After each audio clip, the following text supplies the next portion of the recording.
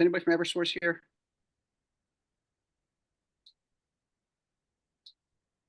No? Good. They are a horrible, horrible company. And I know a lot. I'm really an energy guy. I'm not really water, but I live in Fairfield. And I'm part of a group called Solar, SOLAR. We're a community group. We've had a soft launch for about a year. I'm really just speaking for Fairfield County, particularly just Easton and Fairfield. But I do speak for the rest of the county as well as senior leadership in those towns. We've all spoken to them and everybody. So I'm here really just to sort of give an overview, and then I'm hoping to start a dialogue where we can sort of hammer out some notes and things that we've been talking about so we can really have a position paper. And again, like Alicia said before, where she was saying something that was like uncomfortable. I'm going to say a few things that are a little uncomfortable and inflammatory. And I'm not trying to insult anybody. I'm not trying to start a fight. We really, if there's something I say is that shocks you, I hope we can move past that, past the denial and the anger into working out a plan for moving forward. And specifically, I think I'm really talking to the RWA and the fine people that are on that call, and Aquarian as well, because that's really what this is all about. And to make a long story short, to start with the whole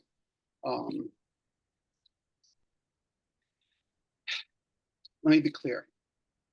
The people of Fairfield County are adamantly opposed to ceding our water rights to the New Haven office of RWA. All right, this is like Chinatown, the movie. There's 1 million people in Fairfield County, and we do not want any part of this. This is a bad, bad deal. And I want to talk about a few things about the background of where we got there, and then what our position and what the plan that we've put together moving forward. And again, if I make mistakes, I'm not a water guy. Please don't correct me on the call because we don't have time for this, but send me a note and we can fix everything because I'm sure I made a few mistakes. But if we go back to what Aquarian was and how it was, 1991, it had like a name change, but it was more than a name change. It went from Bridgeport Hydraulic to become Aquarian, a Delaware-based corporation. There was really, it wasn't a water company anymore. It became a SPAC, a special purpose acquisitions company. And it did go on an acquisition spree, as many of you know, all over the state. And RWA did the same thing. And they've gobbled up every regional water authority throughout the state. And Aquarian was primarily Fairfield County, but extended more, and RWA had its. Until 2000, Aquarian was sold to a British group, actually, for a lot of money, bounced around, ended up in an Australian mining company who set up a bank, and Eversource bought it. 2017, I want to say, which is the first problem. Because if you look at it, Eversource announced, the CEO, that they were in the water business. And at this big energy company out of nowhere announced that they were in the water business, and they acquired Aquarian. And really, and then they announced that they made some money and some other things. They announced they were out of the water business, and that basically worked with RWA for the customer base, for the 1 million people in Fairfield County and more. And that is not cool. There's all sorts of privacy issues that went on. How many of Aquarian customer, whatever information was shared with RWA, we did not give information for any of our data to be shared with RWA. And a lot of other information to have the two agencies working together. In addition, it's just the whole thing, it just stinks. It really is. Obviously, it was a gift to RWA, who wanted to acquire Aquarian, who didn't have $2 billion to buy from Australia, but Eversource did. So Eversource was the bridge, the broker for this entire transaction, is now going out and attempting to hand it over to RWA. So here's where we feel and where we want to go forward from here. We want a handoff, really with Eversource. Eversource wants out. We're going to help you. So do we. And we really want to work with Aquarian.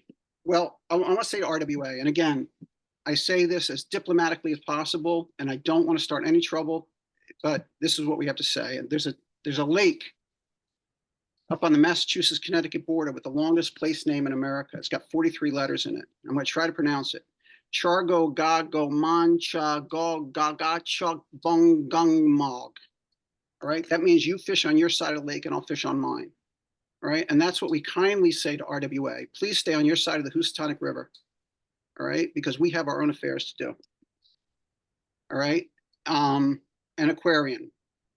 We really want to work with you. You're our mother company. You're based in Bridgeport, right there. We know many, many people that work Aquarian for many years. And what we want as far as this handoff, and we don't have to go in the whole call, but we really want an alpha and omega inspection of all the pipes and filtration equipment. We want one-on-ones with all the Aquarian employees, who we want to hire, by the way, for intellectual capital and best practices. We want audits of all the water authorities up to the time Aquarian acquired them. Otherwise, we feel this info will be lost forever. You'll have the thing and it'll just be gone and it'll be in books and we're never gonna have any of that info. The privacy considerations I already discussed with you. We want forensic accounting around the 2017 transaction that I mentioned. There's other issues. Aquarian got some money in these deals. They got $50 million with capital improvements, which we have not seen any evidence that you've been investing that money into the systems. And then we really want, there's a bigger issue, and that's environmental injustices. There are longstanding, generational, decades-long environmental injustices that Eversource, more than anyone, is guilty of. But they're your parent company. And, you know, this day that we have now with, times are different now. And the federal government is very, very strong in a lot of its enforcement and environmental. They passed an executive order last year that reinforced environmental justice, particularly in minority and lower income communities like Bridgeport. And so we really want to work with the federal government with that. And so I'm just going to give you the 10 Bill of Rights that we wrote up that we want to work with you. And this is what we feel we're entitled to as consumers. Number one is right to local control. All right, our country was built on the will of the people, and we demand, first of all, like for instance, in Easton, where it starts with the Mill River, goes through Easton Reservoir, and then the Mill River comes down into Fairfield. All right, Easton, by state law and by the laws of humanity, has first rights to that water. The first rights to that water go to the 7,000 people of Easton, Connecticut. But they also have obligations to serve Bridgeport and Fairfield. We're neighbors, and we all have to use the water. That's the whole nature of public water utility. We reserve the right to for public ownership of the water. Nobody owns it. We're talking about the rights. We have the right to collaborate with the federal government directly, not through our water utility with those executive orders. We have the right to deliver a safe product at the lowest possible cost. All right. Our mission is to serve the people, not profits. And I know we can get into the right for them to make money and to make a buck. We say, yeah, you can make a buck, $1. But, you know, this goes back to a 1930 court decision, which the judge actually, if you read it, did not even rule in favor of the utilities making money. He ruled he didn't have the jurisdiction and he dismissed the case, and then the utilities just sort of ran with it. We have the right to trust our provider. Transparency in the finances and the decision-making process is essential. We have the right to audit the books, see cybersecurity, physical safety measures, a review of possible environmental infractions and compliance. We have the right to pursue a 100% sustainable energy supply.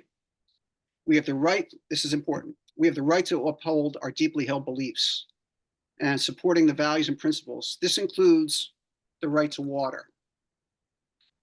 We don't feel anybody should ever have their water disconnected or have a problem with signing up. All right, people die from that. We don't ever, ever want anybody to have their water disconnected. That's abhorrent.